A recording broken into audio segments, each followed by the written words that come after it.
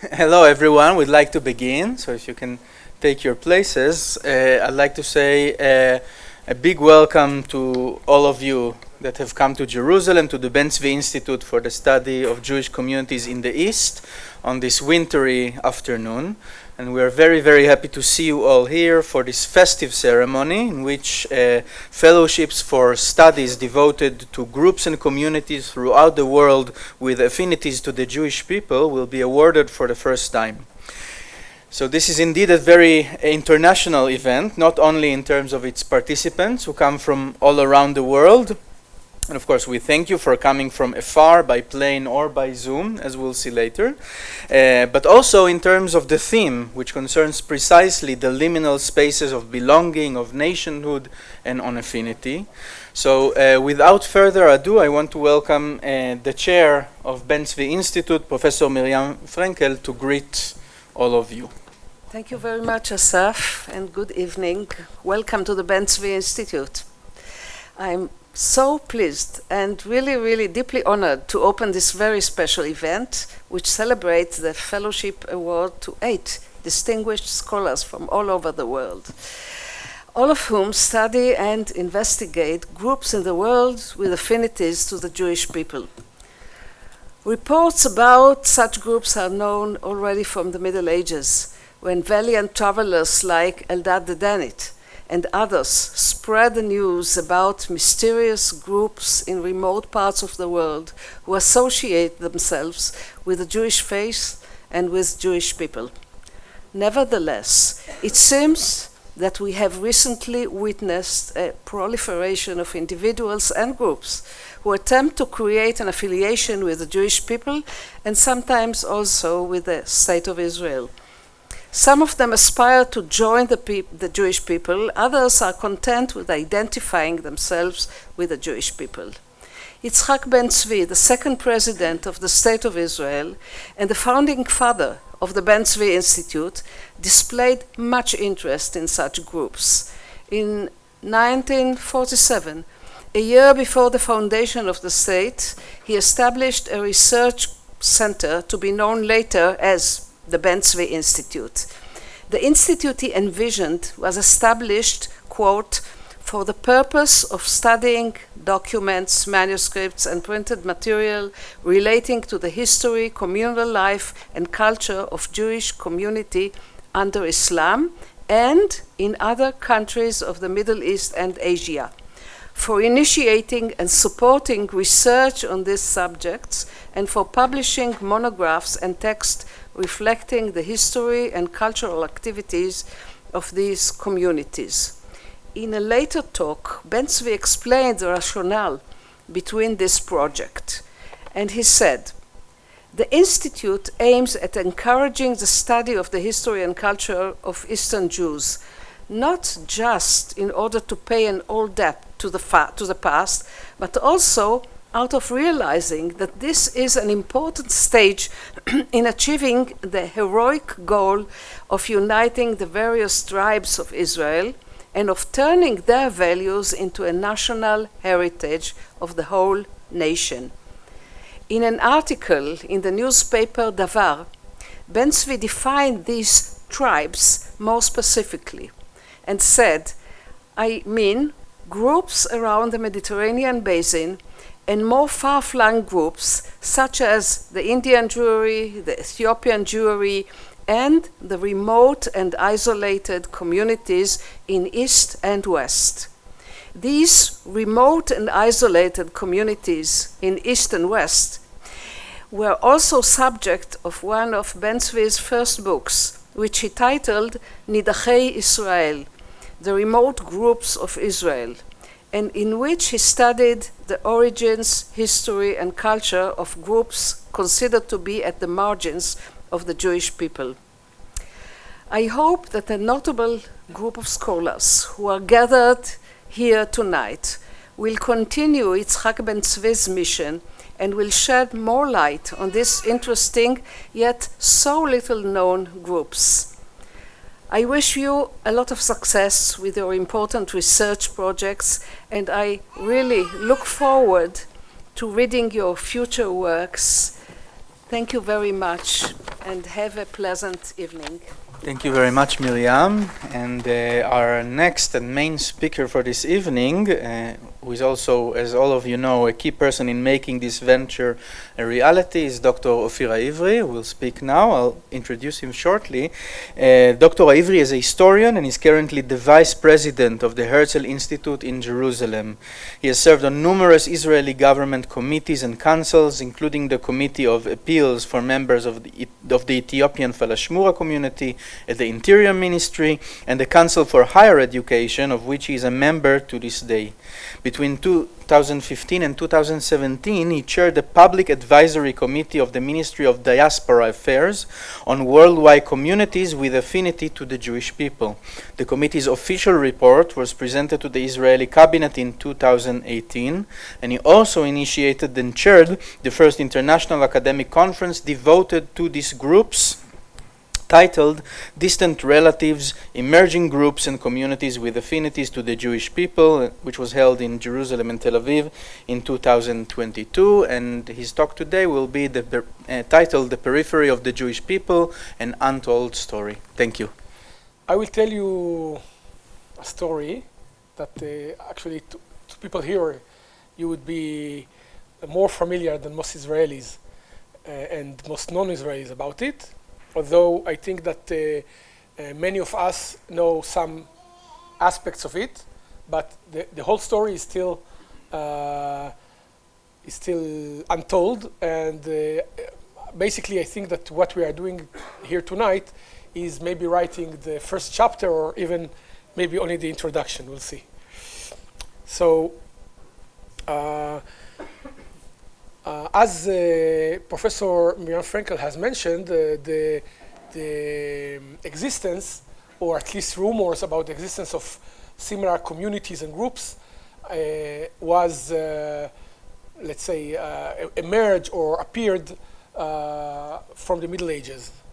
And certainly after the creation of the State of Israel, there was renewed interest and activity, and as was mentioned, President Ben-Zvi was also active in this field, but for various reasons, it remained a rather, let's say, esoteric matter.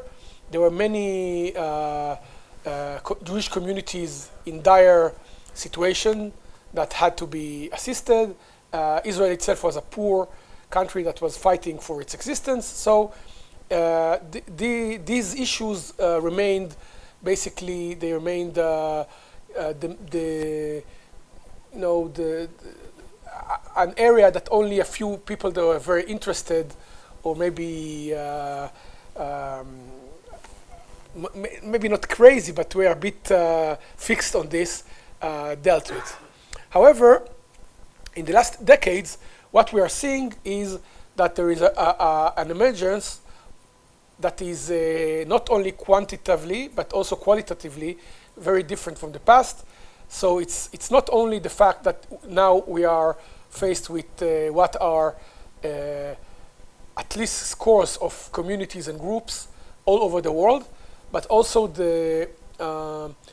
let's say the relevance or their appearance is far more evident because of the new technologies, communication technologies, mainly the internet, where things that, something that would have appeared 40, 50 years ago in some newspaper as an article that after 2 weeks no one remembers, now has far more notability and can be found and so on. So we are faced with a new periphery to the Jewish people, which is visibly gaining in size, and virtually every year in the last decade, it appears that there are new groups, and the numbers who are interested and active in these groups are growing, and there is very little that is known about them. So this evening is one of the goals is to start to learn more. I will try to describe in general terms the geography of this new periphery, this new hidden continent. So the first circle are those of recent Jewish descent, like children of mixed marriages, people who are relatively recent converts to other religions, or Jews who hid their identities.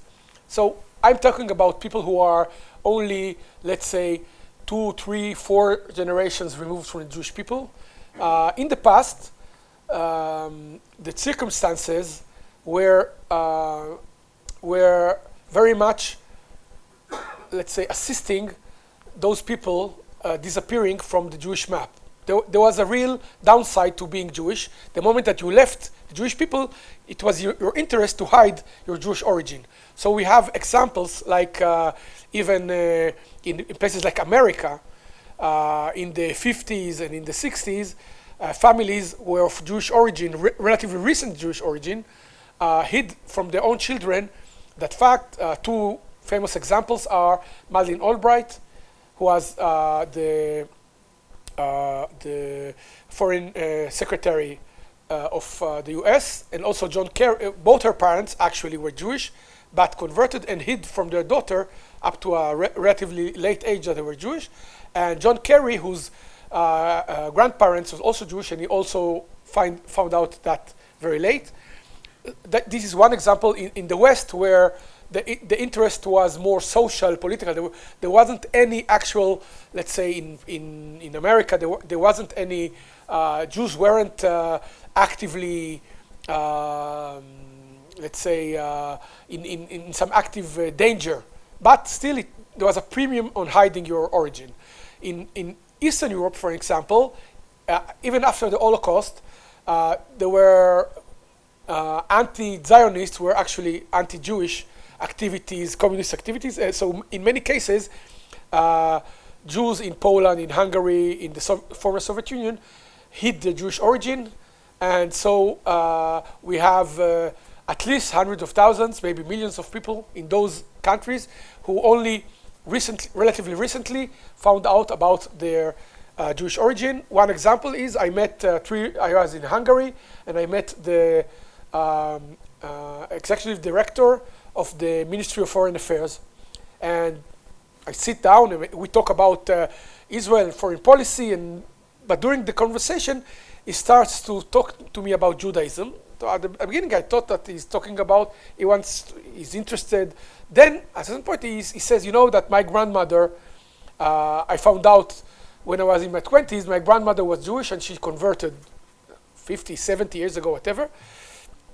And when I found out, this affected me a lot. I came to Israel. I even wasn't in a kibbutz for a year, and he came back to Hungary. He's a Hungarian. He doesn't define himself as Jewish, but he says, I regard myself as connected to Jewish people, and in every forum, European forum, where I feel that there is some decision that is anti-Israeli or anti-Semitic, I feel compelled to speak out on the behalf of the State of Israel. Again, I didn't ask him, I didn't know anything. He basically gave me that information. He felt that it's important to tell me, and I can give you other examples of scores of people like that in position of influence. Of even sometimes I can be in let's say France, and some editor of a local newspaper will come and say something like that to me. So again, the numbers are, I would say that they are up to 10 times. For every Jew, there is one person of this type. But even if we're very conservative, I would say it's at least the number of Jews in the diaspora is a similar number. Again, those who are in a very close circle to Israel, to the Jewish people. The second circle is those of more distant Jewish descent, like descendants of forced Iberian converts, of our communities who died out like that in Kaifeng in China. What it means is that those people have connections with Jewish people who are documentable, who are historical. It can be shown relatively easy. There are family names of Jewish origin, or sometimes even, as I will show later, cases where some communities or some groups remained in some area where most of the population were descendants of Jews. And the example that I mentioned, another example is Kaifeng in China. In China, there was never any anti-Semitism. Simply they were disconnected with the rest of the Jewish world, and they relatively they lost the Jewish heritage, but they remember, those families were Jewish, remember the Jewish origin without knowing anything actual about Judaism.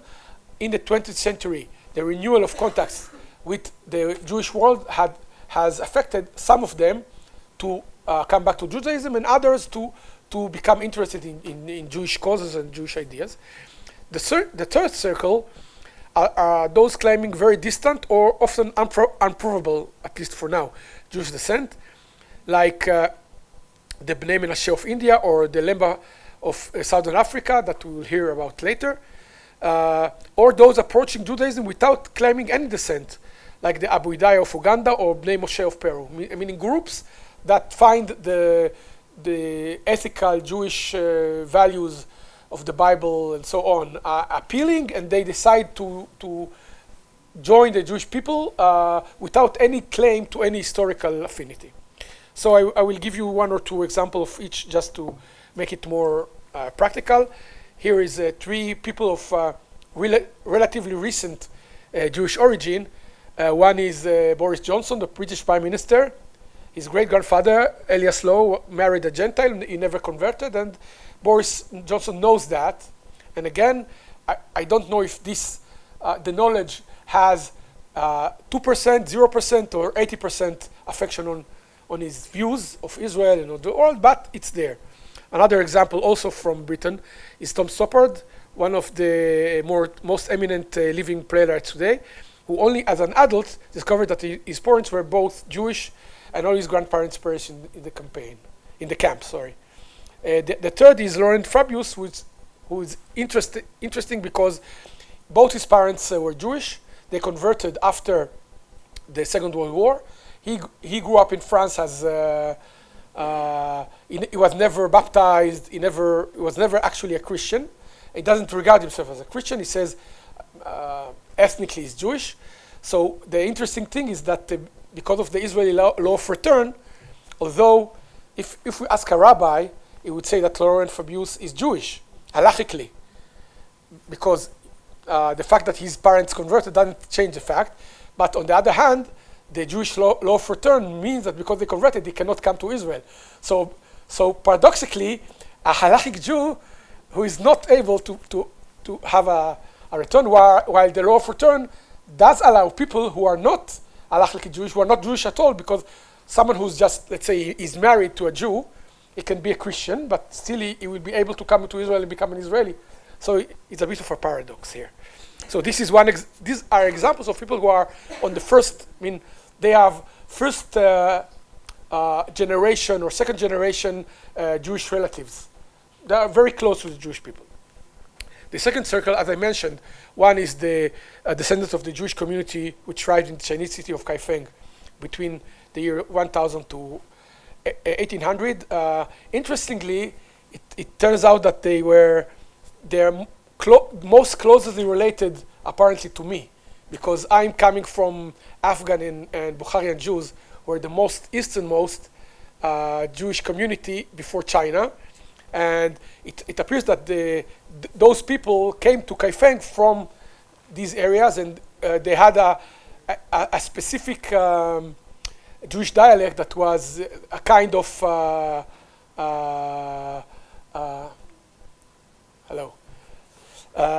kind of a dialect that was a kind of Perso-Jewish.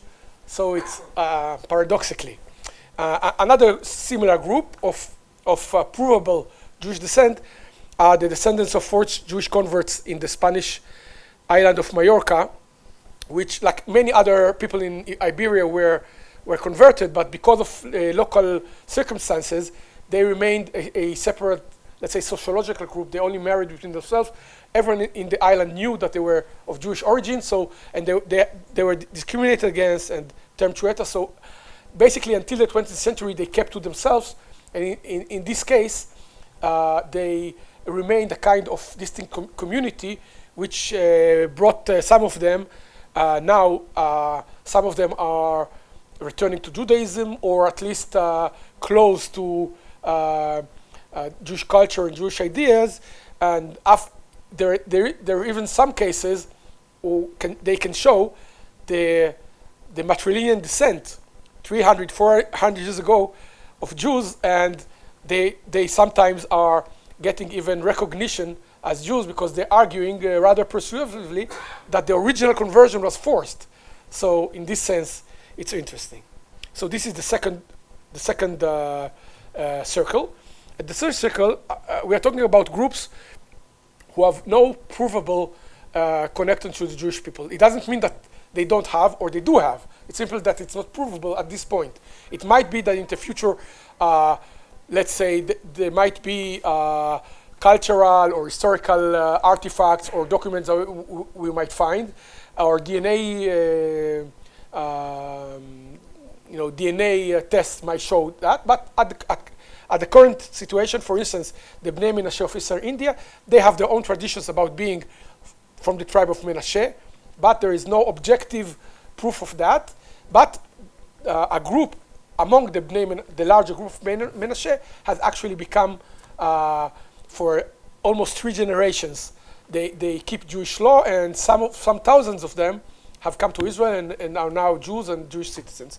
Another group is the Abu Idai of Eastern Uganda. In that case, they are a group, let's say, ideological group. There was some leader that I would say about 100 years ago, maybe in the 1930s, reading the Bible, got the conclusion that the biblical history is not leading to Christianity, but actually to some form of Judaism, and basically created a community which is living a version of a Jewish life. They have I would say they are more biblical inclined, but they are becoming more and more, they're coming closer all the time to the practices of rabbinical Judaism, and there are already groups in the US and in Israel that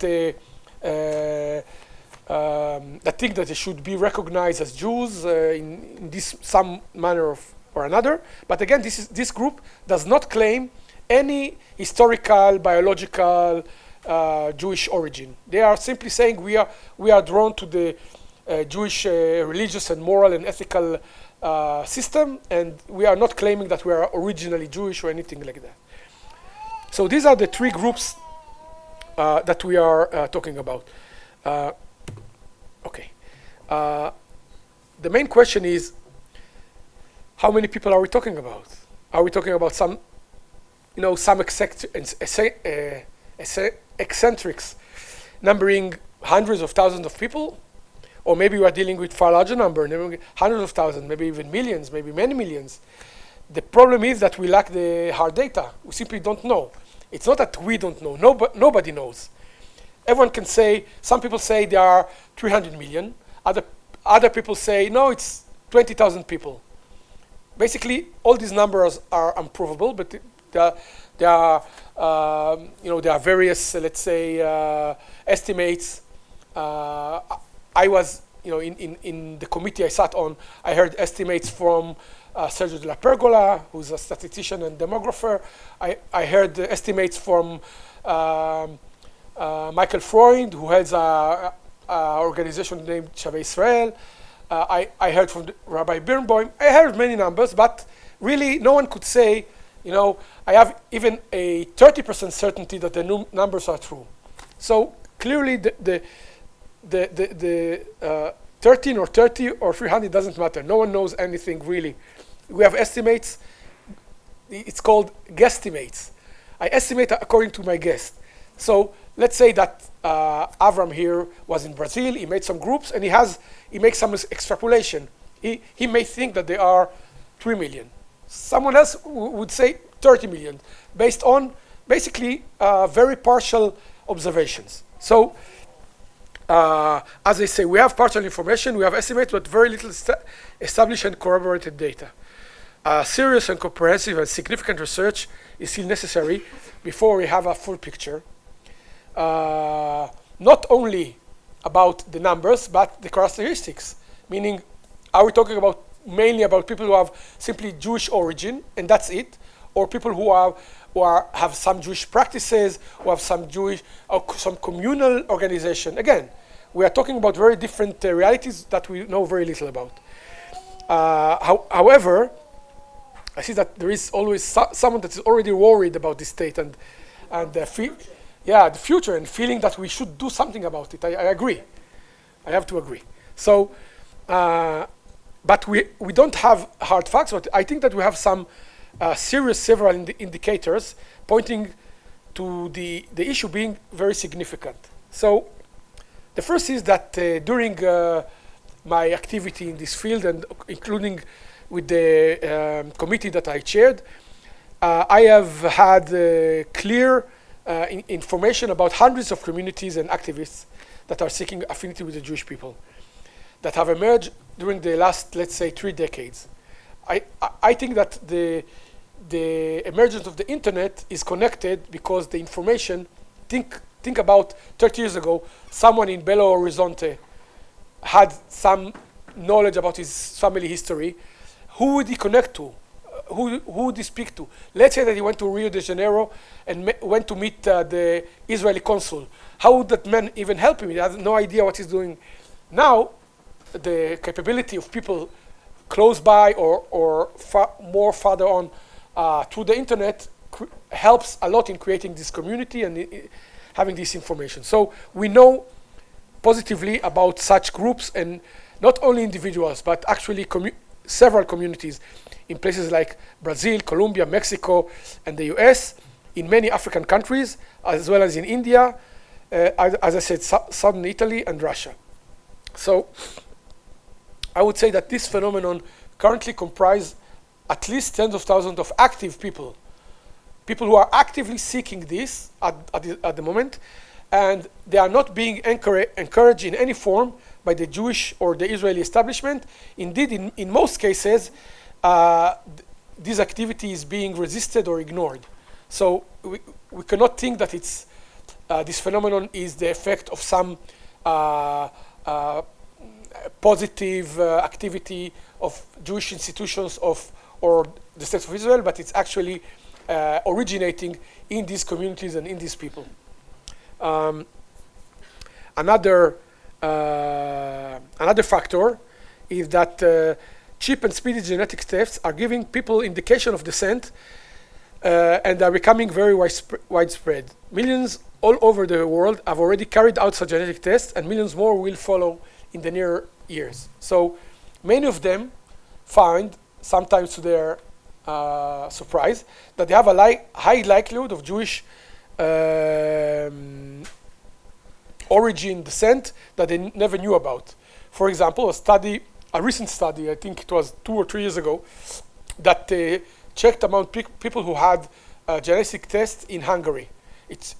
They checked it with a company, I think it's called MyHeritage. People do that.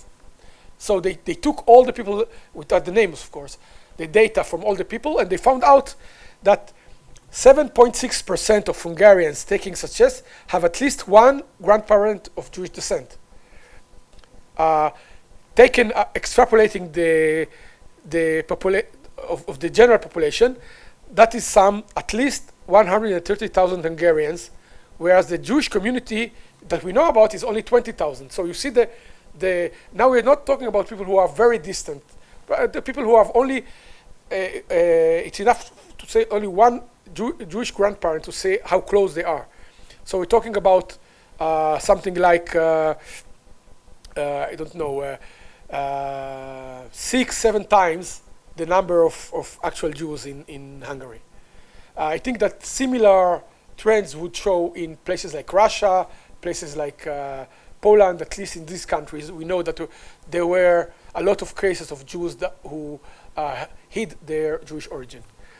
Another example is that a research conducted by a Reconnectar organization. This is an organization that works with descendants of converted Jews in Latin American countries mainly, analyzing data from hundreds of thousands of entries into sites and applications dealing with things like family origins. So this is not genetic. Simply his name is Fonseca, and he's looking up, what's the Fonseca family? My grandmother was Juanita de Fonseca from Rio de Janeiro or from whatever, Caracas, and what's her family and so on. And those people, some of them, find out that they have in some cases, a lot of Jewish origin or family names, historical information, and so on. And the connector, by analyzing,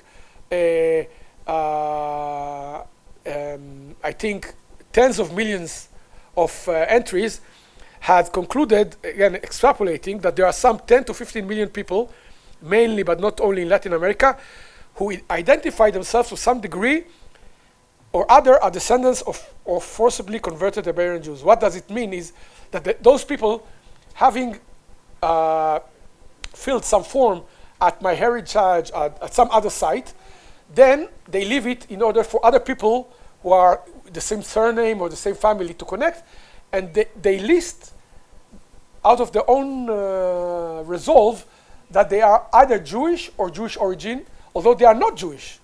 They might be maybe of Jewish origin, but so they list this information willingly, identify themselves to some degree with this. Another example, some of you know this, is that in Italy, when you're filling the tax returns, it's possible to devote 0.8% of your tax payments into a religious community of your choosing. Most Italians, of course, devote their money to the Catholic Church or other small denominations. About 80,000 taxpayers every year devote the money to the Italian Union of Jewish Communities. However, there are only about 30,000 Jews, of whom only, say, a third pay taxes, because children, old people don't pay taxes. So actually, the 30,000 people are, let's say, 10,000 taxpayers. So this means that for every known Jew in Italy, there are about 7 other Italians who annually devote the same sum to the Jewish community. And again, it's not, you don't do it once in your life. So every year, when you fill it, you have to tick it again, and there are changes between year and year when the economy is doing, maybe some people are out of work or whatever. So you see that one year it might be 79,000, the next year 83,000. So there's a fluctuation, but it's around 80,000 people. Now, 80,000 taxpayers mean something like 200,000 people. So we're talking about 30,000 Jews and another 200,000 people in Italy that, to some degree, identify themselves with the Jewish people, the Jewish communities, and do this. It's a minimal activity, but still we see some kind of identity, consciousness. We don't know. Again, we don't know enough, but clearly it's something that we should look at and also think, is Italy a unique case? Or maybe we have a similar situation, a similar self-identification in Germany and in France and in Britain. We don't know yet, but again, it's an interesting data. So this is my guess, and believe me, it has, as I said, it's nothing more than a guess. So we have here 7 million Israelis and another 7 million, more or less, right? Don't count on the specific person. About 7 million in the Jewish diaspora, about 9 or 10 millions that are liable by the law of return. Then a very rough estimate of distant descent and newcomers of 35 million, and of direct Jewish descent of 35 million, where, of course, there is an overlap, because as you know, someone might have, and sometimes people do have, Jewish descent from both sides. So it's not necessarily that all these people are separate. Some of them are not, actually. Basically, I think that our first goal is to really address an attempt to know more about the size, the quantities, the qualities, also the character of these communities. However, in this context, we are not there yet. So the fellowships being awarded today are intended to start answering some of the questions that I raised that are not connected to the numbers, but rather things like the types and characteristics of communities, because as we will hear today, the communities of the Lemba and in Brazil and in southern Italy and in Russia have very different background, very different kind of organizations, and so on and so forth. So again, we know very little, and I think that the importance of these fellowships and what we'll hear today is that we are starting to map the types of communities, their qualities, their different characteristics, to learn more about them. Also, it's interesting to hear about the current attitudes of these communities to Jewish and Israeli established institutions. And I think that our goal is to ask, is the current situation is basically one that Israeli and Jewish institutions are ignoring them. Can we change that? Should we change that? How should we do it? Some people are saying there should be some kind of activity out of the Jewish institution, the state of Israel itself. Some people, we should organize some new organization, maybe the not quite Jewish yet agency. Again, maybe those groups should organize themselves and voice their concerns, their ideas, and so on. I don't have the answers, but I have some questions. I think that mainly tonight we will ask what more should we learn, and what is the best way to promote a better understanding of these emerging communities with affinities to the Jewish people. So thank you very much, and let's hear them.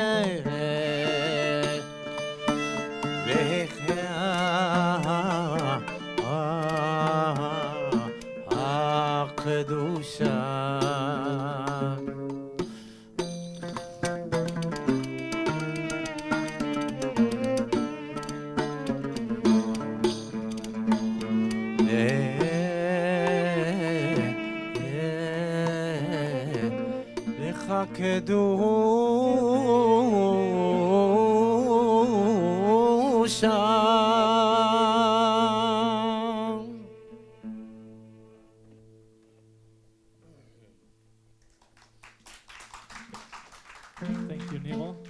So, was part of the morning prayer. נקדישך ונעריצך כנועם שיח. And as you heard, the melody was very, very Spanish-oriented Andalusian, but it sings in been sung in Moroccan, North African synagogues in the mornings. You will hear it mainly in the Saturday morning prayer in the Shacharit. And now we'll continue with a piyut from Ibn Gavirol, another Spanish poet, Jewish Spanish poet. And let's hear you.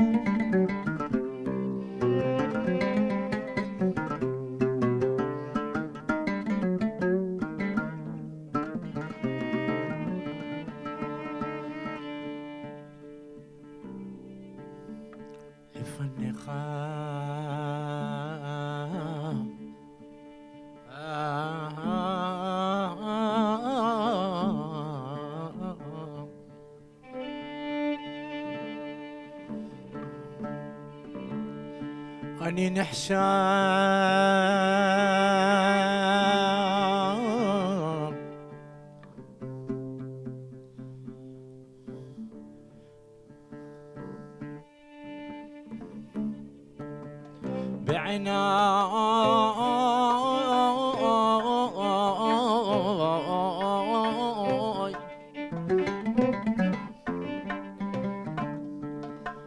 كطلعت قتنا نا نا نا نا نا نا نا كطلعت قتنا بأودمان يا نا نا نا نا نا نا نا نا نا نا نا يا نا نا نا نا نا نا نا يا نا نا نا نا نا يا نا نا نا نا نا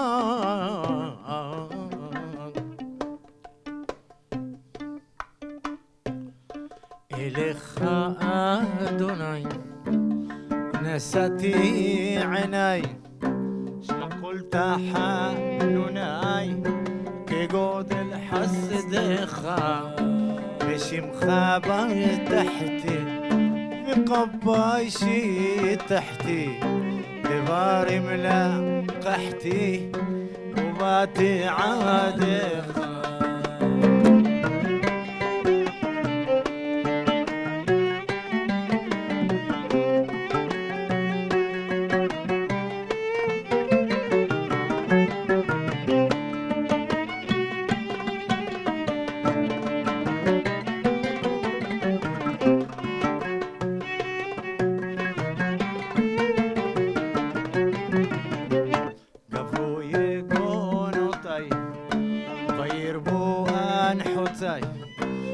ככל עוונותיי שתה לנגדך טלפה מתוגה נפשי הענוגה וחלס מדאגה נפש עבדך עבר חטאתי אלוהי ישועתי וגם את דמעתי שימה בנודך וברוגז רחם זכרה והנחם ושמח ונחם נפש עבדך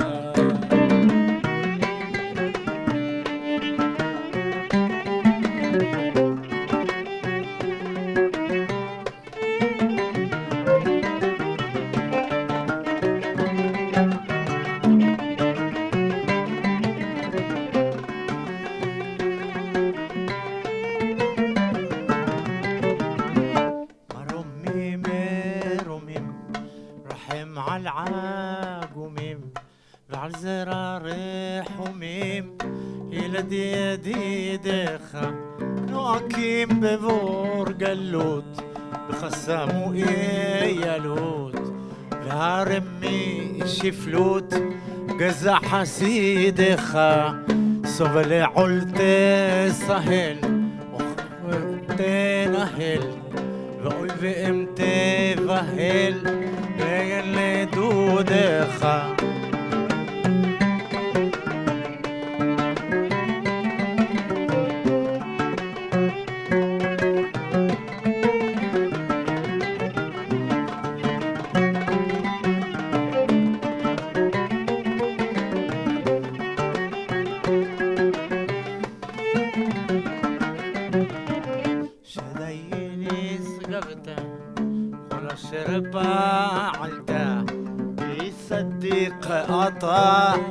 בצדק מדך לכפר עווני כי סברי בך מלכי דרכי אלוהי לעובדך תסעה לתפילתי ולשיח רינתי כי אתה תקוותי ומילוי עידך אליך אדוני נשאתי עיניי שמע קולת חנוני כגודל חסדך אליך אדוני נשאתי עיניי שמע קולת חנוני כגודל חסדך שעריך בדופקיה פתחה שעריך בדופקיה פתחה قلت الشغل לפניך יא סלחה ولدك شو اللي فانك يا سلاحة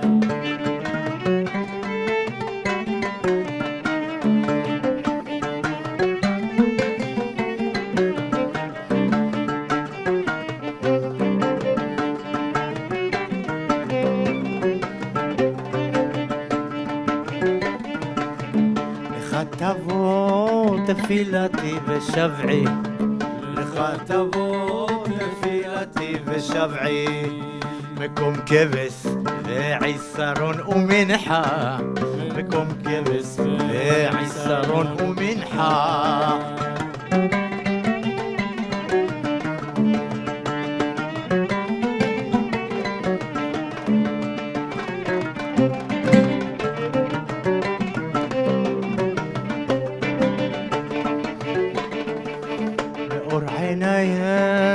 ושמור לשוני מאור עיני נצור ושמור לשוני ואם אשגה לפניך יא סלחה ואם אשגה לפניך יא סלחה הרים אותי לך ליבי ועיני הרים אותי לך ליבי ועיני נטי אוזן וגם עין בקחה נטי אוזן وقم عين بكحة الله الله الله يا مولانا الله الله الله يا مولانا الله الله الله داوي حالي الله لا الله وزنا في العالي الله الله الله يا مولانا الله لا الله يا مولانا الله لا الله تداوي حالي الله الله الله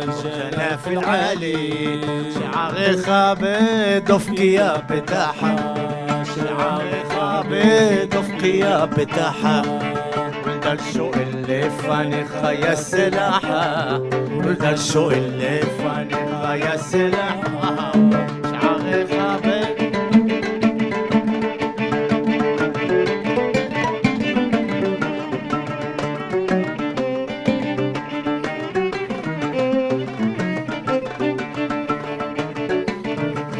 شعري خابد افقيا بتاعها شعري خابد افقيا بتاعها ولد الشوق اللي فاني خيا سلاحة ولد الشوق اللي فاني خيا سلاحة.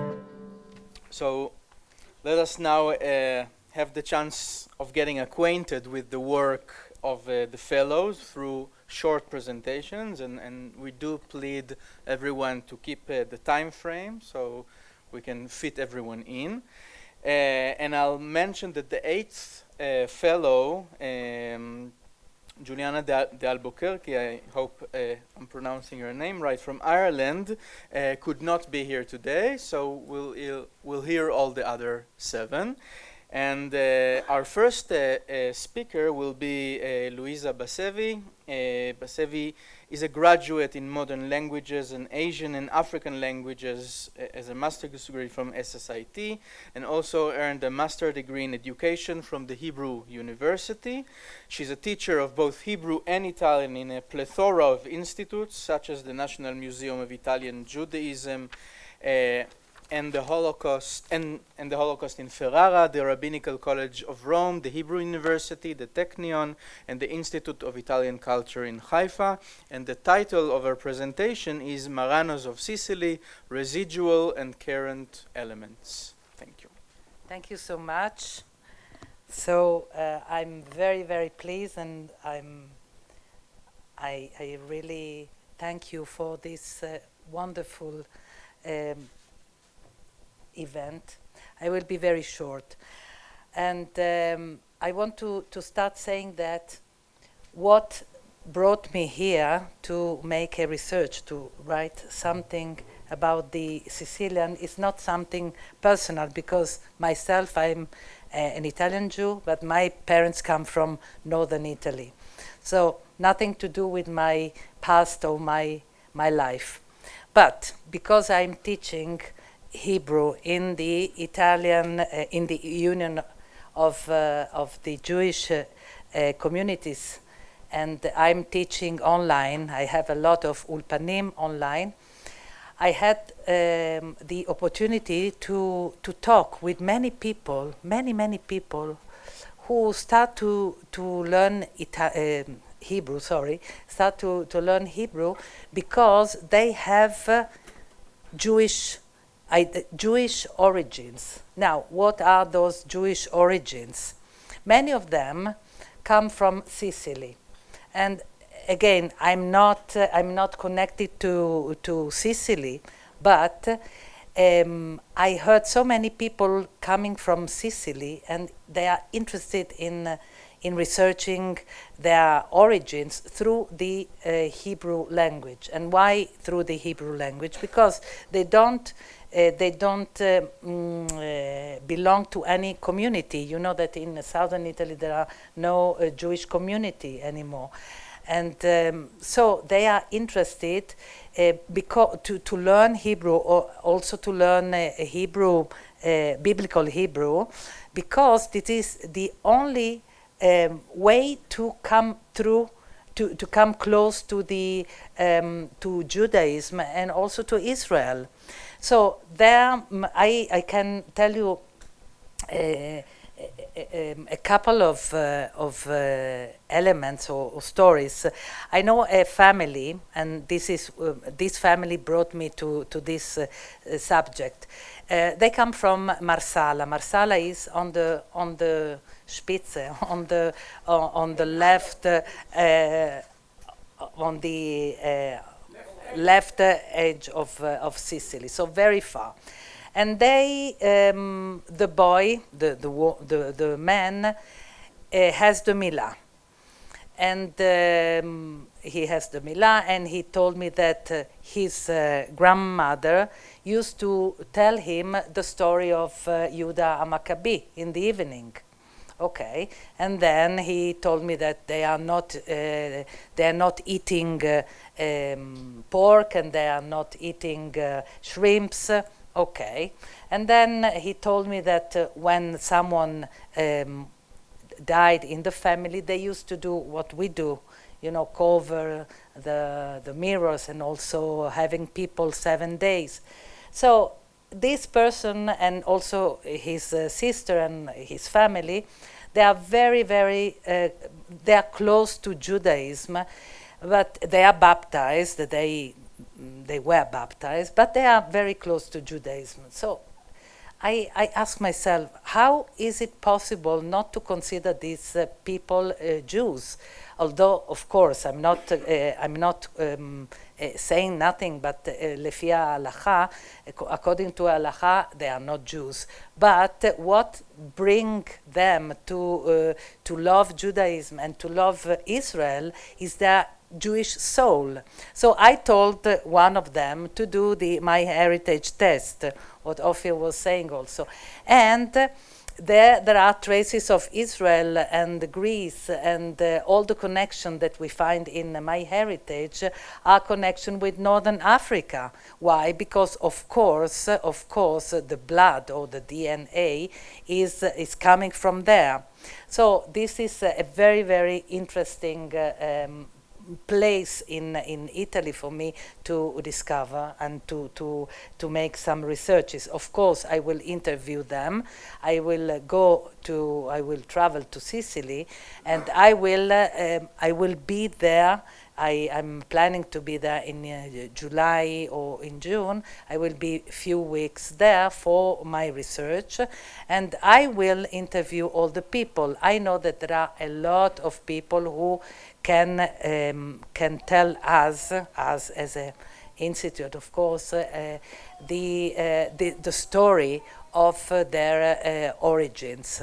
So I think I'm over with my time, but I just want 2 minutes, yeah? I just read what I wrote for my research proposal. The research project focuses on the identification of residual identity elements still present among the descendants of the Jews who suffered the expulsion of 1492, the so-called Bnei Anusim, in order to trace what still survives in contemporary times of the perception of the self in those populations that were baptized and converted in those years. Along the coast of Sicily lived 70% of the entire Italic Jewish population. The expulsion determined with the dispersion and conversion the official end of Sicilian Judaism. The converts of the first generation were granted a chance for inclusion. In short, the governing bodies of the major cities accepted the presence of the converts, protecting them inwards from violence and prevarication. The problem lay in the different expectation of King Ferdinand, who could not allow Sicily to be an exception to the religious policies, blah, blah, blah. I don't want to bore about the view of it. And the more cultured had access to the Latin version of the Old Testament, not to the Jewish one, from which they could extract an essential theology and observe residual mitzvot. And then I just want to cut and saying the research will be based on interviews, as I said, and documents concerning families who still have documented memories of life and awareness of belonging to the Jewish people. So circumcision, food, funeral rites, candle lighting, berachot, residual prayers, stories, and so on. That's it. Thank you very much. Thank you, Luisa. We continue with Italy and Spain, and we add Spain with the next speaker, Dr. Tomer Corinaldi, who brought all of his family here, who he now updated me that he is now the rabbi of the Jewish community in Verona, right? Yeah. And used to be, yes, and used to have the Kumi Ori Beit Midrash for the study of Judaism and Jewish history. He's still? Yes, of course. Okay, so he does many things. So he's also the head of the Kumi Ori Beit Midrash for the study of Judaism and Jewish history in Puglia. And before turning to rabbinic ordination and pursuing his calling in Italy, Dr. Corinaldi earned his PhD in social work at Bar Ilan University, where he also earned his master's in social psychology, and the title of his presentation is The Interest in Judaism in Southern Italy and Spain, Does the Present Revive the Vanished Past? Thank you. אז הנושא בעצם שאני בחרתי לחקור בהמשך למחקר של לואיזה בסבי, זה העניין, כן, ביהדות בדרום איטליה ובספרד, האם העניין הזה שאנחנו נתקלים בו, שאני נתקלתי בו, ויש עליו דיווחים, האם בעצם אפשר לומר שההווה מחיה את העבר? האם אפשר לומר שיש קשר בין ההיסטוריה שאנחנו יודעים שהייתה, כן, בחצי האי האיברי דרום איטליה, שהייתה גם תחת כיבוש ספרדי, ארצות שהאינקוויזיציה שלטה בהם והיהודים גורשו, לבין העניין היהודי שיש היום. זו בעצם השאלה שאני רוצה לחקור. חשוב לי לציין את אבי מורי, פרופסור מיכאל קורינלדי, שהלך לעולמו לפני שנה בשבת הקרובה, בדיוק 12 חודש למותו, ומחר יש לנו בעצם גם את ההזכרה, אז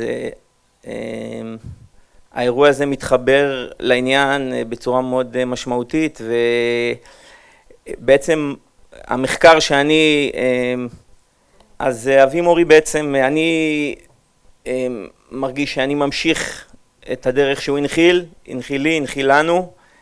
הוא היה חוקר, גם פעיל משפטי, פעיל חברתי למען קבוצות שונות בעם היהודי, למען יהודי אתיופיה, למען יהודים הקראים, השומרונים, הסובוטניקים, גם צאצאי אנוסים, קבוצות רבות שהוא ייצג ופעל למענם, היה פעיל מרכזי גם בעלה של יהודי אתיופיה לישראל.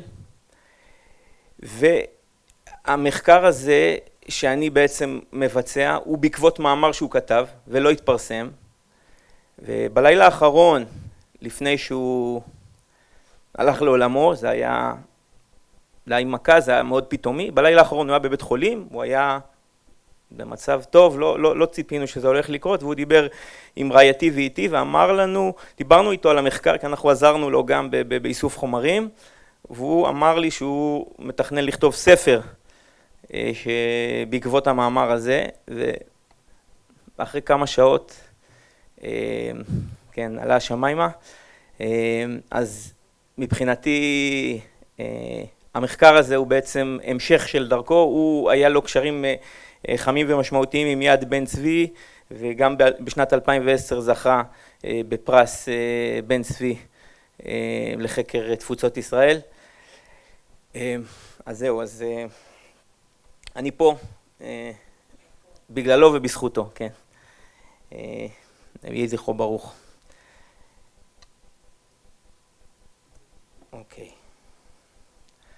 אז אני בעצם בשנים האחרונות פעיל בדרום איטליה, ובעיקר בדרום איטליה וגם קצת בספרד, נתקלתי בתופעה של אנשים שבעצם אין, במקומות שאין בהם קהילות יהודיות, אנשים שיש להם עניין ורצון להתקרב לעם היהודי, ללמוד יהדות, ואפשר לחלק אותם לשלוש קבוצות, כן, כפי שאתם רואים כאן.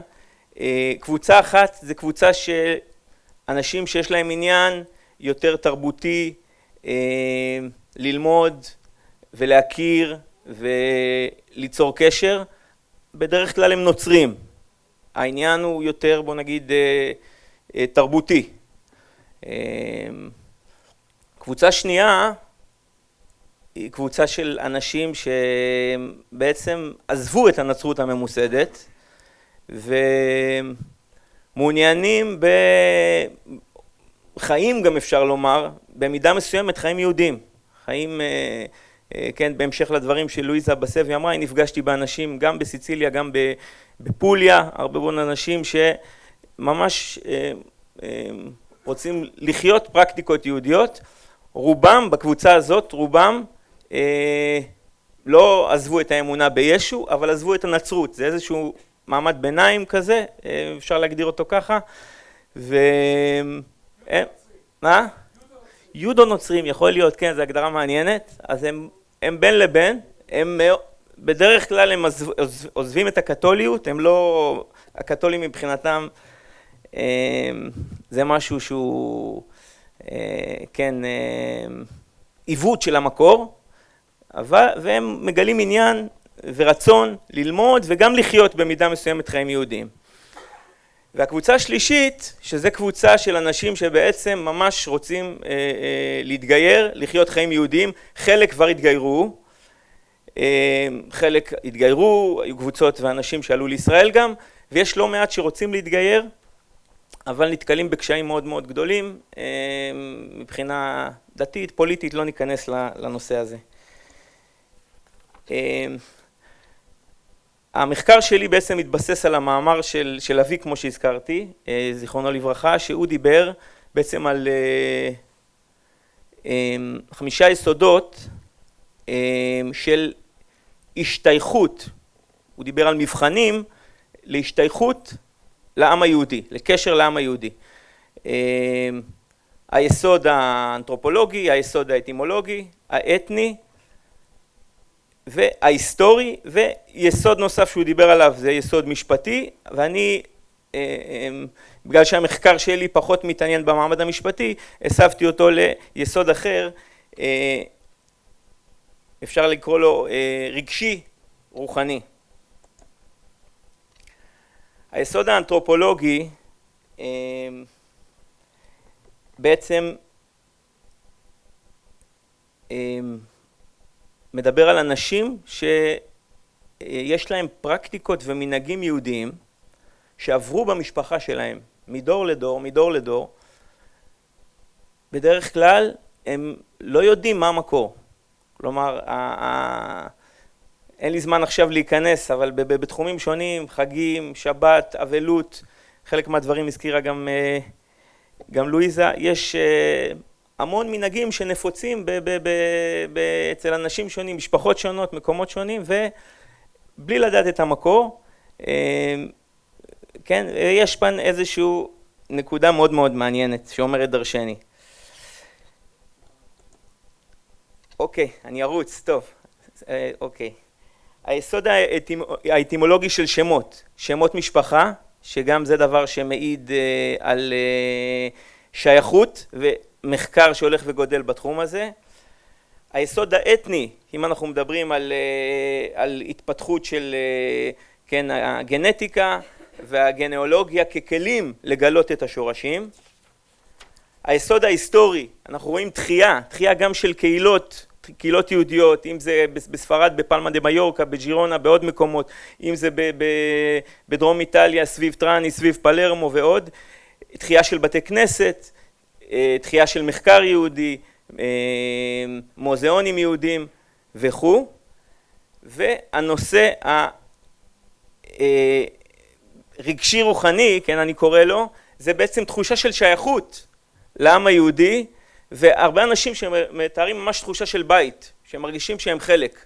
והדבר הזה הוא מאוד מאוד מעניין, במיוחד שהוא מצטרף לאלמנטים הנוספים, נותן לנו איזושהי תמונה של מאיפה זה בא הדבר הזה, מאיפה זה בא. זה באמת תעלומה שאני רוצה להיכנס ולבחון. המטרות של המחקר שלי, אני ממש ירוץ, זה גם לאסוף מידע, לנסות להבין, להכיר מי האנשים האלה, ומה בעצם, לנסות ללמוד קצת ולהכיר את המאפיינים שלהם, ולהתחקות ולהבין האם יש קשר בין האנשים האלה שמעוניינים בקשר ובקרבה לעם היהודי וליהדות, לבין התופעה ההיסטורית של האנוסים, צאצאי האנוסים, האם אנחנו יכולים למשוך קו בין 500 שנה, ולהגיד יש כאן תחייה של תופעה היסטורית. שזה בעצם השאלה שאני רוצה לחקור. גם לנסות להתחיל למפות את התופעה. המחקר הזה הוא מבחינתי צעד ראשון. וגם להשוות בין המקומות השונים. גם המחקר יהיה במקומות באזורים גם באיטליה, גם בדרום איטליה וגם בספרד, אז גם לנסות להבין את המאפיינים השונים. אני משער שיש הבדלים, וננסה להבין גם את העניין הזה. תודה רבה, ואני לא הזכרתי, נזכיר עכשיו שאני באמת גם מודה מאוד גם ליד בן-צבי, וגם לדוקטור אופיר העברי על הפרויקט החשוב הזה. מודה על ההזדמנות. תודה. Thank you very much, Tomer. And our next speaker is Sergey Kozin, who has a master's degree in philosophy and biblical studies from Drew University in New Jersey, and has more recently been a student in PAIDEA, the European Institute of Jewish Studies in Stockholm, where I had the chance to meet him. And Mr. Kozin has been a part of many very diverse academic activities. I'll just mention here his work at the Center for the Study of Religion and Radicalism in the University of Newcastle, Australia. And the title of his presentation is Russian-speaking Descendants of Jews and Their Path to be Closer to the Jewish People. Thank you, Sergey. So I'm going to be talking about people who I call reconverses. These are the Russian-speaking descendants of Jews, and about their path to be closer to the Jewish people. As described in the report of the Public Advisory Committee for examining Israel's approach regarding worldwide communities with affinity to the Jewish people, red conversos are the descendants of Jews in Eastern Europe who, I quote, concealed their identity from their children and grandchildren in fear of the communist regime, and in many cases without converting to another religion. They began to return to Judaism only after the fall of the communist bloc about 25 years ago, end of quote. Zeroing in and updating this larger picture, the initial hypothesis of this project is that among red conversos, the group with probably the highest degree of interest toward Judaism is the one where individuals in fact did, rather than did not, undergo a conversion. However, at a later point, they drew closer to Judaism. I propose to provisionally call such people red conversos, and I want to claim that they may be a growing and a more recent phenomenon in Russia and elsewhere in the independent countries of the former USSR, with the prospect of becoming even more salient in the coming years, given the political as well as religious developments in that part of the globe. To test and substantiate my hypothesis, my project will engage in an anthropological study of such communities. Among these, on a visitor level, I'm familiar with the St. Petersburg community Beit Tfilah. Having done a track in Christianity during the 1990s and the 2000s, when Russia as a whole experienced a religious revival of sorts, members of this community now join together every Shabbat morning in a rented property near Obvodny Canal, that's a street in St. Petersburg.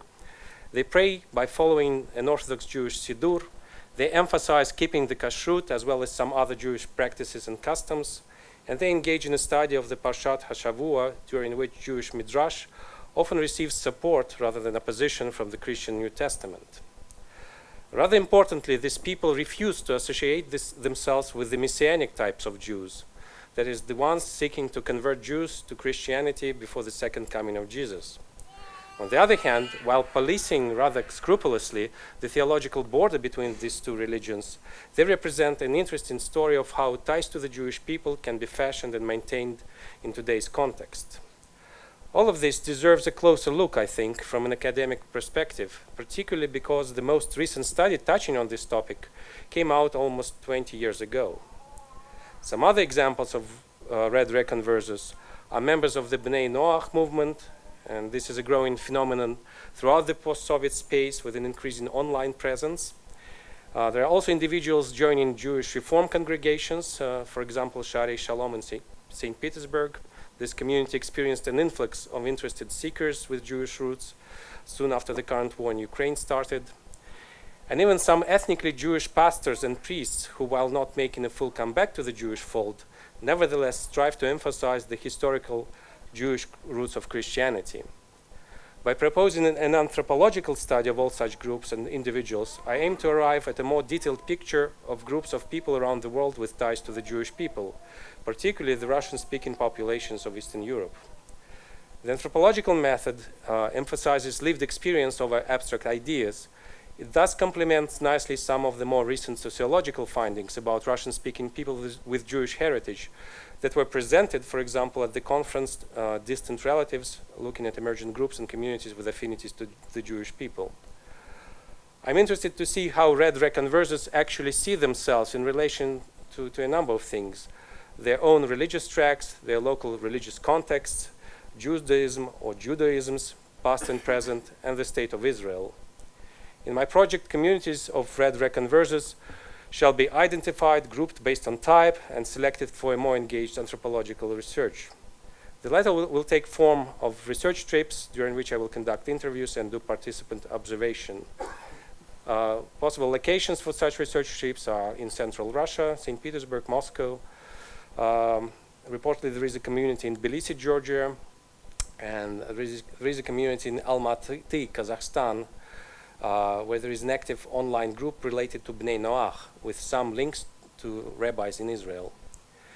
Complementing such trips, I will design and analyze online surveys. At the end of the research period, the final paper will be submitted for publication in a research journal. It can be in English, it can be in Russian, maybe some other languages. So, and Hebrew, yes, by then I should learn Hebrew. Thank you very much for the opportunity to be here and present the idea for my research project, and thank you for selecting me for this prestigious award. Okay, so our next speaker brings us back to Italy, and I want to invite Sharon Nizza, who is a BA graduate of the Hebrew University, where she studied political science and Middle East and Islam, and also a graduate of our own Yad Ben-Zvi's course for tour guides. She's currently working for the American Jewish Committee, bringing senior official delegations to Israel from all over the world. And prior to that, she was a journalist covering Israel and Palestine and the Middle East for La Repubblica, as well as a producer of events and a political consultant. The title of her presentations is From Hiding Back to the Roots, the Journey of Marranos Families from South Italy to Israel. Thank you, Sharon. Thank you very much. Actually, the title is, but we had some constraint of space, so we had to hide the word, which was the incredible journey of Marranos family from South Italy to Israel. And that incredible word is quite meaningful because, first of all, it's a quote of a person involved in the topic of my research. Is Arav Eliyahu Toaf, Zichron Livracha. He was chief rabbi of Rome for many years, and he was the person who was directly involved in the story that I will tell you now. And he described it as an incredible story. So the story that I'm researching now it's a case study. It's different from what maybe has been said so far because it's a case study that happened, and maybe through it we can little bit learn about those questions that Ofir raised before. So the story is something that I've heard when I was working in Italy, in the Italian parliament, and there was this revival of the community of south of Italy that my colleagues before spoke about. Is something that started in the past 15 years maybe. So I was there at the beginning of this story. I was working in Italy again, and I had a lot of connection with Rav Shalom Bachbut, who is really initiated maybe all of this research. And some people told me about the story of people from Calabria, from the region of Calabria, that moved to Belgium, and then from Belgium to Israel they made Aliyah. They were Marranos. But I never found anything about that, and I thank you very much, Yad Ben-Zvi, for this scholarship, because actually I could invest a lot of efforts, and I reach out to descendants of the families of the protagonists of this story in the 70s, 50s, 70s, okay? And now I'm interviewing them, the last people that remain from the original families, and the second generation were children at the time of the story. Children or young adults, let's say.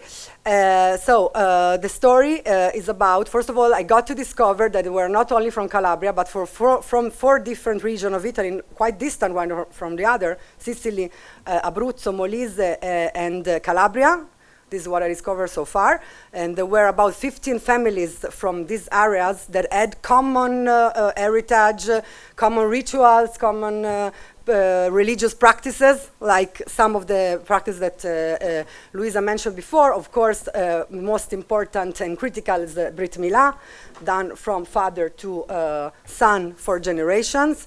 Lighting candles on Friday in a closet, and closing inside a closet, or of course not eating pork, different burial ceremonies, procedures, no churches, no cross in the graves, for example. Okay, all of these kind, but they connected not in Italy. These families, they connected in Belgium, because after the Second World War, lots of Italian people try their fortune outside of Italy, where there were some job opportunities, and some of these families connected there.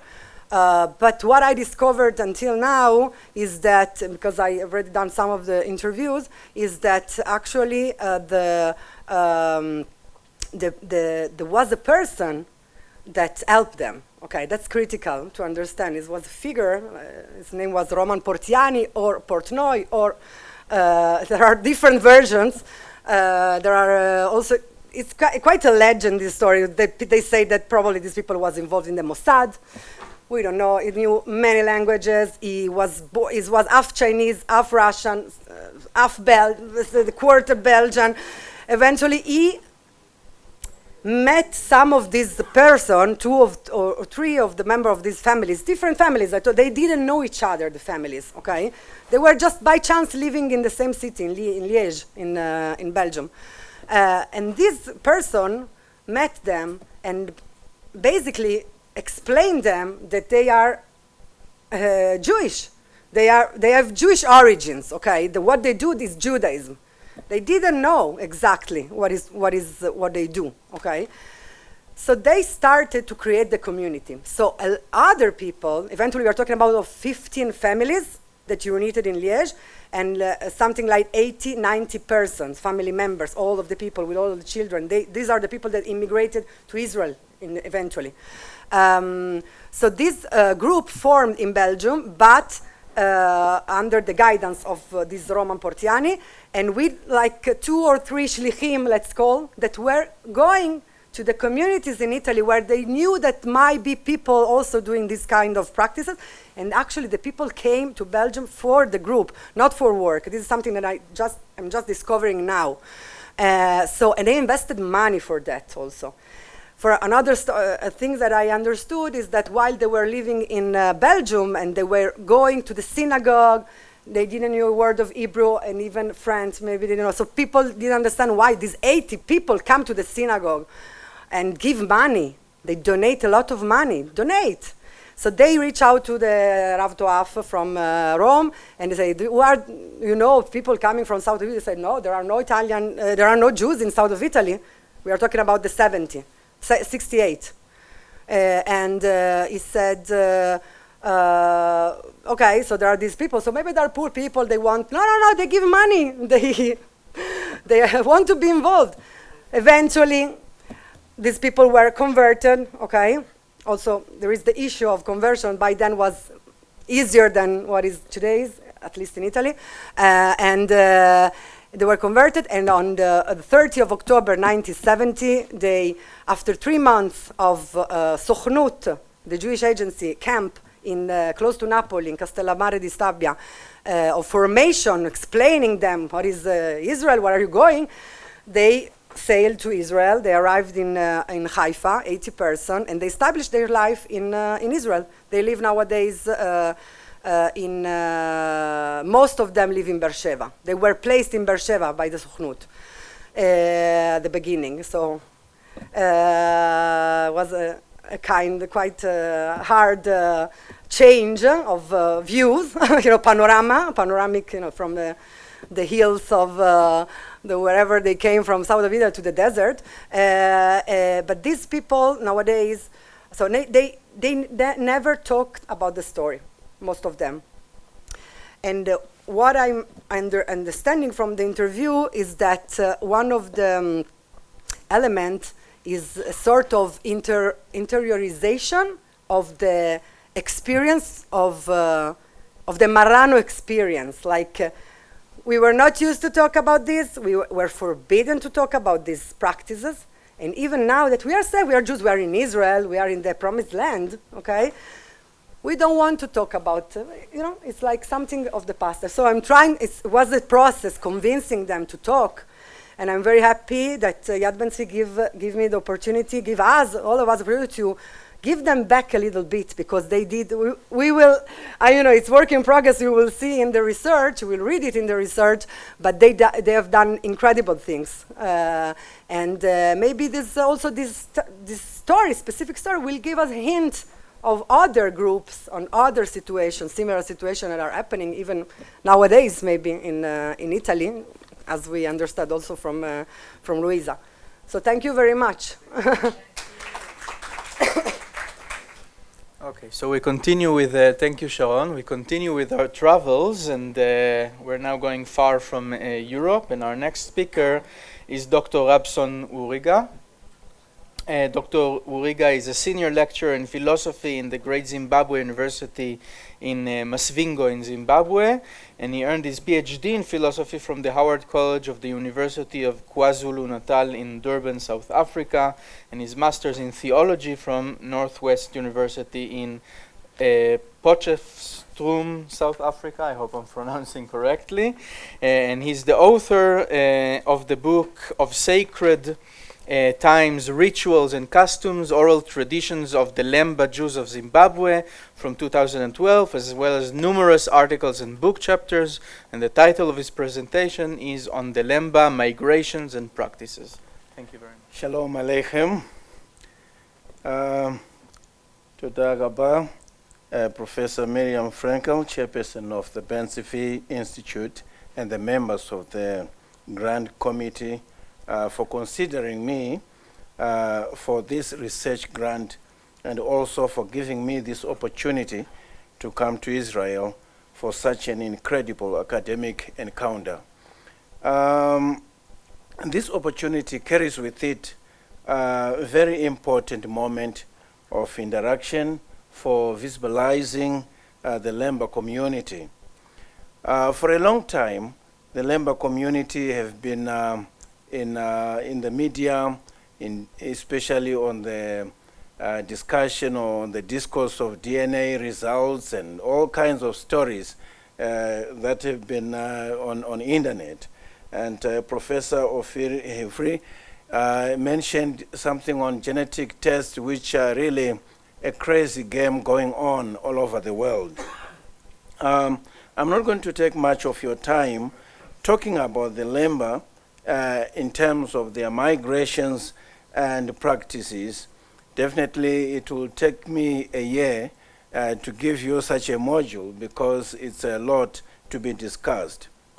The question that I would want to portray is very general, but of course it will provoke specific questions in terms of who the Lemba are. And the first part of this long question, it talks about, it is for a long time that the Lemba have gone in diaspora for more than 2,500 years. And they lost links with their home base and other members of the kingdom. They are part and parcels of the Jewish transfiguration, both spiritually and physically, and possibly politically. And when the Lemba moved away from Israel, as we are told by oral tradition, they went into Yemen, and from Yemen they moved into Africa.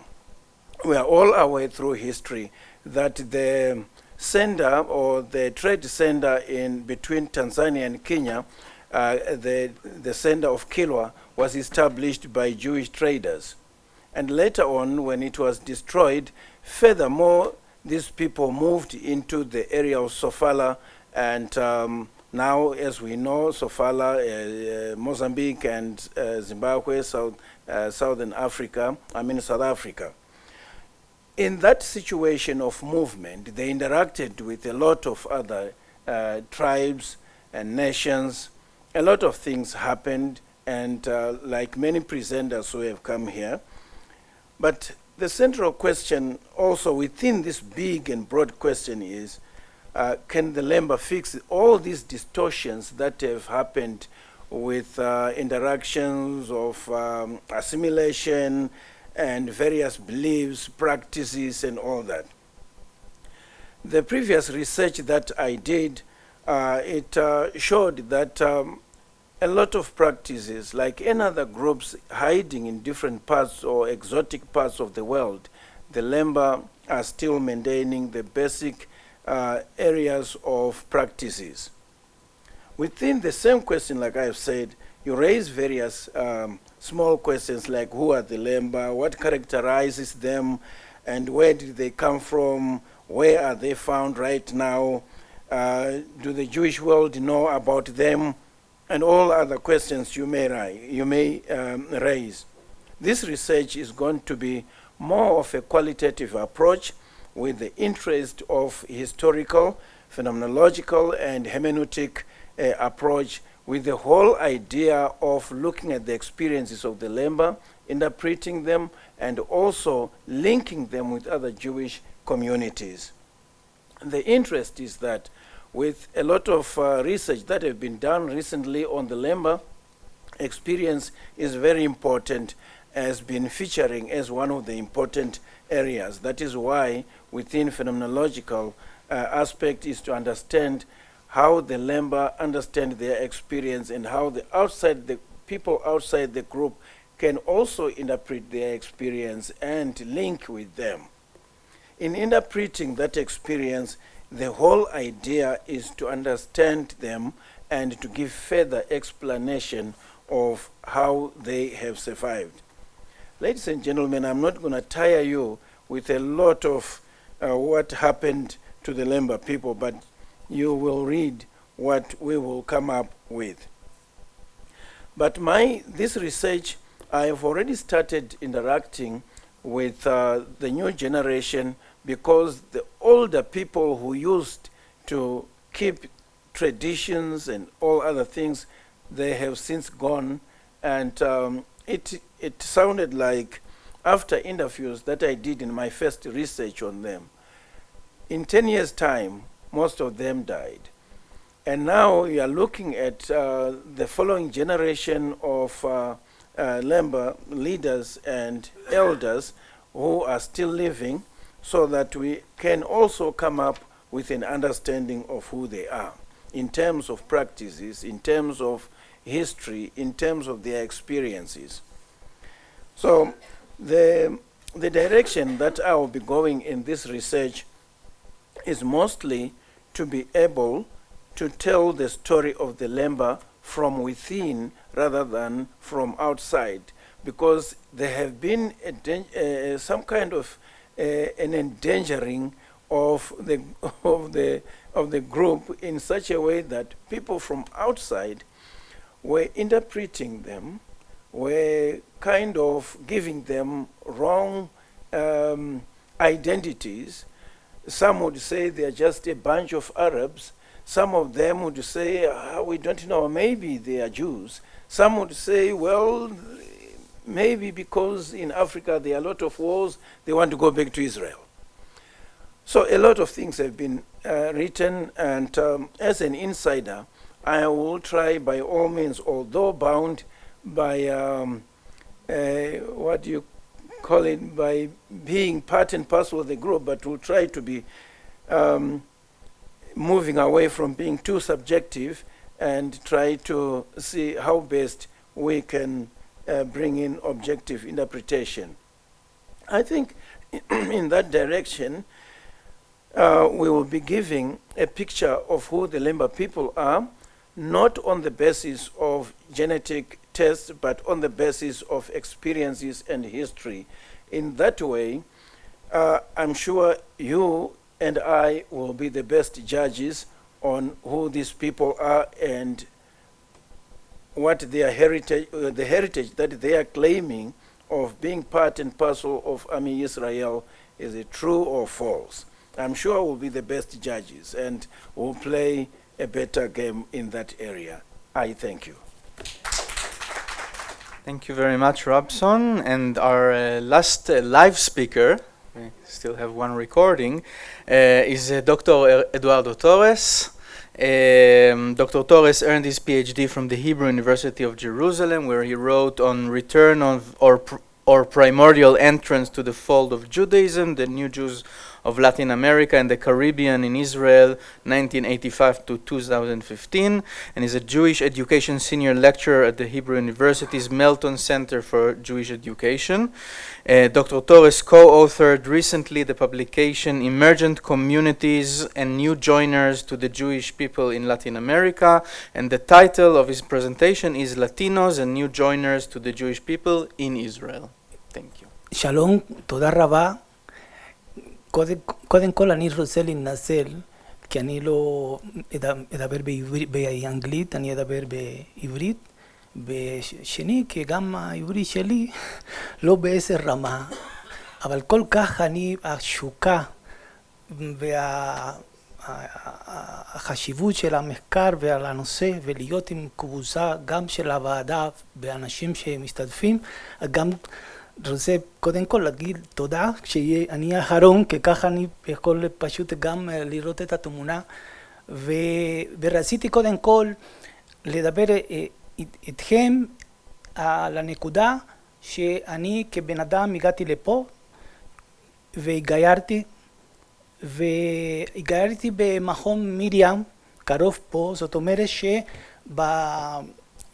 שבניסיון שלי, הימים הראשונים הייתי כל כך קרוב למקום הזה, ובכיתה של הגיור, השאלה שהעליתי על עצמי זה מה קשור האנשים האלה עם הלימודים האינטנסיביים הדתיים כל כך בלי לדעת את הסיפור שלכם, את הרקע שלכם, ושם נוצר באמת את ההתעניינות לעשות סדני סדנאות עם הכיתות גם באפרת וגם בירושלים על הנושא.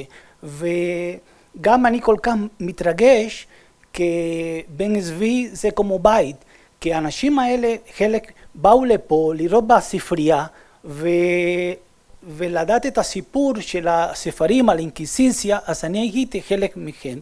ואחד מהאנשים שהגיעו אליי, שפנה אליי, זה דווקא מאחד מהקבוצות, או הקבוצה הראשונה שהגיעה לפה. מצ'ילה, דווקא אני רציתי להראות לכם את התמונה של הקבוצה, אחד מהקבוצות, הקבוצה הראשונה שהגיעה לארץ, זה ב-1947, ודווקא זה אישה שהגיעה עם קבוצה של אנשים מהראוקניה. זה גם בקשר של בן-זבי, כי בן-זבי זה מישהו שעזר לקבוצה להגיע לפה. אז במובן הזה, על הנושא של ההשתתפות של הלטינים, על היהודים החדשים בעם היהודי בישראל כל כך חשוב, על ידי על השפעתם בתוך התהליך היסטורי בדרום אמריקה. אני בא מקובה, מקום מפני, כי למדתי היסטוריה, אני לא הייתי עם התורה, עם התנ"ך, עם הבייבל בידיים שלי, אפילו כשאני לא למדתי היסטוריה באוניברסיטה, אז ככה דווקא התחיל התעניינות על הנושא של מאיפה השורשים שלי, כי העניין של העמים החדשים כמו בקובה וברזיל, הרבה מקומות האלה, יש את הנושא של ההתערבבות בין לבנים ושחורים. אז במחקר אחד מהמאפיינים, אם אנחנו רואים את המפה של התופעה של הקהילות שנוצרו באמריקה הלטינה והגיעו לפה, זה שהגיעו באזור של הגבולות. זאת אומרת שזה האזור שלא היו בעיר אווירה, אלא באזורים של התהליכים היסטוריים גם סוציו-אקונומיים שהגיעו מהכפרים על העיר, וכל התהליך של הבעיות הכלכלי והעניין של הזהות, ההזדהות עם מדינת הלאום. אז כמה אני בתור היסטוריון, אז עשיתי את המפה של ההיסטוריה של הקבוצות, התחלתי בצ'ילה, כי זה הקבוצה הראשונה, ורציתי להראות לכם איך הם, השאלה שבהתחלה אנחנו שאלנו, זאת אומרת שזה רואים בתוך העם היהודי כפריפריה, אבל דווקא אם אנחנו רואים בהיסטוריה בדרום אמריקה, הקבוצות האלה, ההיסטוריה שלכם, של השורשים ולחיפוש, זה נוצר באותו זמן שהגיעו הקהילות היהודיות, זאת אומרת הראשונות בדרום אמריקה. זאת אנחנו מדברים בסוף 19 בתחילת שנות ה-20. מהקבוצה בעיקר בנוצרים שעברו תהליך רדיקליזציה של הישראליטס, אבל גם אחר כך גילו את קשור עם הנושא של היהדות על השורשים שלכם, של אנשים שהיו בני הנושאים. אז דווקא אני רציתי גם, אחד מהדברים בתוך הדוגמה של היהודיים בדרום אמריקה שהגיעו לפה ולתרמו להיסטוריה הציונית של ישראל, הקבוצה האלה לא נמצא. ודווקא הקבוצה האלה זה אחד מהאנשים שב-64 הקימו את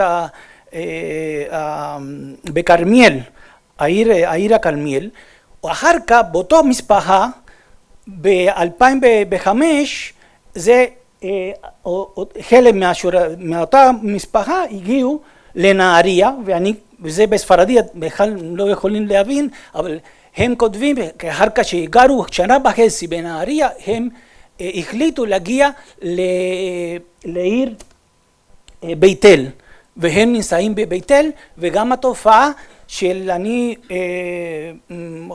רוצה לחקור על ההתפתחות של הקהילות החדשות, אחרי שהגיעו פרואנים, שיליאנים, מקסיקנים, הם הציעו קהילות החדשות והשפעתם מחלק מהמנהיגים בתוך, כי חסרו לחלקם, חסרו לאמריקה הלטינית, וממש השפעתם על ההתפתחות של התופעה בדרום אמריקה. אני רציתי דווקא, אז ככה המחקר שלי יהיה גם איכותני וכמותי, כי באמת אנחנו, חלק מהדבר החשוב, וככה אני רואה שבן-זבי כל כך מקום חשוב, כדי להראות לחברה ישראלי, לעשות המודעות של האנשים האלה קיימים, ועל החשיבות דומה של הציונות, שהמשיכו באורך זמן, גם בקובוסת משילה, ממקסיקו, וגם בפרו. וחלק מהבעיה של החוקרים ואנשים שהסתכלו על הנושא, זה החוסר ידע של הגיאוגרפיה והתהליך היסטורי שקורה בדרום אמריקה. ואני פשוט, במחקר, אני חושבת שנושאים כמו הדוגמה על החשיבות של האנשים האלה, שפשוט היו אנשים שלמדו או עבדו במשהו ואחר כך הפכו להיות מומחים על הנושא כמו על האנתרופולוגיה, על הגניאולוגיה, זאת אומרת של התרומה של הקהילה האקדמית, שאנשים שפשוט לא היו ברגע הזה, אלא התעניינות, ואנשים אפילו, אני רוצה לסיים, בקבוצה דווקא בשילה, כי אני לא רוצה, שזה ממש עולם מולו, כל הקהילות, כל הקבוצות, אני הכרתי באוניברסיטה, בדוקטורט שלי הכרתי רמלה, הקבוצה ברמלה של הפרואנים, של המסוניה, שזה גם עולם מולו, כי המסוניה אנחנו מדברים גם צ'ילה, גם ברזיל, גם פרו, אבל גם פרו, גם מסוניה, יש גם רעב, גם יש אזורים. ואנשים שהגיעו גם בהקשרים בתוך הקבוצה של האנדים, של המסוניה, וגם בברזיל. וכן, דקה. ואחד הדברים שאמרו פה, שאני רציתי גם להזכיר, כי בתוך האורך היסטורי, איך הדוגמה, כלי התקשורת, מדברים עכשיו על אינטרנט, אבל דווקא על הנושא שאיך האנשים האלה שגרו באנדים, באראוקניה כדוגמה, גילו שהיו יהודיים בגלל העיתון. עיתון הגיע יום אחד ואנשים פשוט גילו שברנדייס היה התובע כללי, כשהגיעו את המאמץ שתובע כללי בארצות הברית, אז הם ככה גילו שהיו יהודיים בעולם, הם לא ידעו עכשיו, הם הגדירו את עצמם כיהודים הרוחניים. אז ככה כתבו לברנדייס, אנחנו יהודים גם, אנחנו פה. אז ברנדייס ענו לכם, וככה נוצר על ידי על ההתקרבות שלכם על הקהילה שהיה בתמוקו, והצטרפו לשם, הצעירים עברו תהליך ההכשרה, הם גם תרמו בכסף, היו חלק מהתופעה של הציונות, ובגלל זה האישה הזאת כל כך חשובה, יהודית טורס הייתה הראשונה אישה שהגיעו לישראל עם רובם הגברים ועשו את הדרך הציונית של הקבוצה. זאת אומרת שחלק מהדברים ממש חשובים שאנחנו ממש מרגש אותי שלמען בן-צבי, שזה היה הבן אדם שעשה, התחיל שיכול לעשות את התהליך של להמשיך ושל ישראל וגם העולם היהודי ידעו את ההיסטוריה ואת המרכזיות בתוך ההיסטוריה הציונית של העם היהודי ואנשים שהגיעו מהגלות. תודה רבה.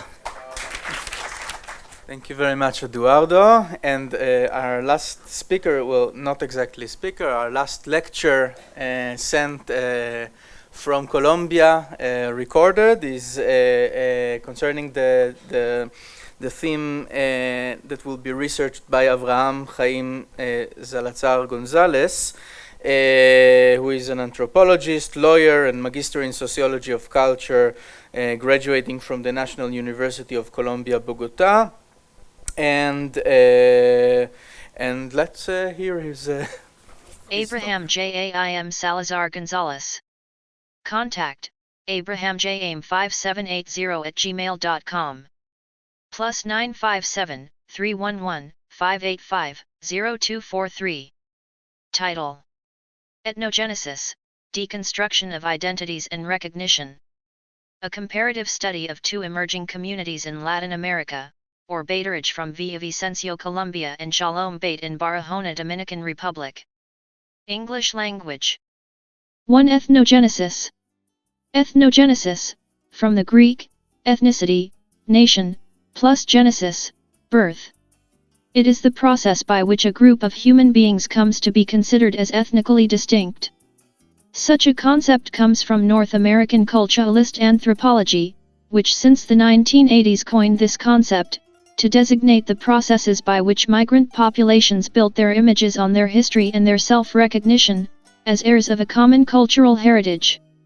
It is a response to the multiculturalist vision, in the face of contemporary societies, which surpass national states as a principle of international order, to the extent that globalization throughout the 20th century transformed migration into the most evident phenomenon in the formation of mestizo populations arising from the dispersion of different and ancient ethnic groups. 2. Deconstruction of identities from the theory of cultural control. Bonfile-Badala proposes that cultural control is a form of social control in which the ability to decide on cultural elements is affected. Cultural control, therefore, is not absolute or abstract, but historical. From this historical and ethnological perspective, this research proposal proposes a model and a typology for the analysis of the phenomenon of the survival of Neo-Sephardic communities in deep Latin America. The emerging Neo-Sephardite communities of Villavicencio in Colombia and Barahona in the Dominican Republic are collective subjects who bear this cultural and religious distinctiveness. A control/resistance typology is then proposed based on the widespread phenomenon of emerging Jewish communities and the theoretical model of Bonfile-Badala for indigenous peoples. The effects of culture shock are then deconstructed into 4 fields of transference effects. The multiple range of Anuzim communities that rise from the ashes of Latin American history is part of a feat of communities in cultural persistence. The field of the imposed constitutes the hemisphere of culture subject to an exogenous domain. In the case of the Neo-Sephardite community of Villavicencio, the religious and cultural traditions, originating in the colonial Hispanic world and Republican Colombia, have come from abroad and are part of this category. Cultural resistance and control implies that when the imposed hemisphere predominates, we are in the presence of a community with cultural loss or deculturation that tends to assimilate. The field of what is appropriated in constitutes the hemisphere of culture subject to an internal domain. The collective struggle for recognition is a constant in the face of a hegemonic national process. When the historical situation in Colombia and the Dominican Republic allowed the recognition of ethnological pluralism and culturally, such an identity emerged with the hope of group return, to its Sephardic roots and to its own Jewish ethno-historical traditions. The field or hemisphere of the traditional or autochthonous, for its part, constitutes the cultural hemisphere subject to ancestral internal or endocultural origin and control. That's where it comes from. The theocentric and historical conception of Israel, the continuity of Sephardic surnames, the biblical stories of salvation and return that feed the hope of an individual or collective exodus. The field or hemisphere of the lost, constitutes the cultural hemisphere subject to endogenous origin but with exogenous control. Both communities are open to different Judaic traditions, in a search for recognition by historical communities for whom convert communities are a phenomenon that invites suspicion. The proposed research seeks to discern the own and transcendent processes of reculturation, rebirth, and ethnogenesis from this first exposed model. 3. Deconstruction of identities from the sociology of culture. A triad of categories will be applied to access the observation of these emerging communities that have deconstructed their Jewish identity in the periphery of Latin America. Such categories are beliefs, attitudes, and values. Attitudes, beliefs, and values are hypothetical constructs and cannot be directly measured or observed, but rather must be inferred from the information provided by a subject about their individual actions. While most individuals may have thousands of beliefs, they only have hundreds of attitudes and a few dozen values. This implies an asymmetry and a dynamic between the world of the cognitive, the attitudinal world, and the world of the evaluative. A belief according to Jewish patterns, followed by a community-accepted attitude and a correlative value, will be an imaginary of identity, and as such it is structured as a unit in a process of identity deconstruction. There are beliefs linked to an attitude, but without an implicit value. There are also beliefs linked to a value, but which lack an attitude that allows them to remain in the world of collective identity imaginaries. There are also attitudes followed by a value, but without an explicit belief. This dynamic is fundamentally collective and can be observed in the emerging communities in the form of identity textures that in turn are associated in paradigms and phrases that can become related to the Jewish world. The phenomenon described by Weber, of the loss of values in purpose-rational action, is one aspect of this phenomenon. We understand by identity imaginaries human action in the sociological sense of the term. The category that has been constructed indicates that it is not about individual actions, but that such identity imaginaries texture the individual to a collective and provide meaning at the symbolic level with social action. We then conceive of identity imaginaries as the sociological action consisting of the sum of processes and structures, through which individuals constitute imaginaries endowed with beliefs, attitudes, and values, which generate the significant unity of the identity imaginary that links them to a process of collective construction of Jewish identity in a specific historical and ethnological context. Thank you, Avraham, from Ofir. So we conclude this evening, which was really a magnificent, I think, show of directions and questions. And now we just have to wait to see what the fruits of all these studies will be. And so we hope to meet again, virtually or physically, with those results. And we thank you all. As you saw, everything here was recorded, and we hope to upload it and notify you about this upload in a week or so. And thank you everyone for coming, and see you further down the road.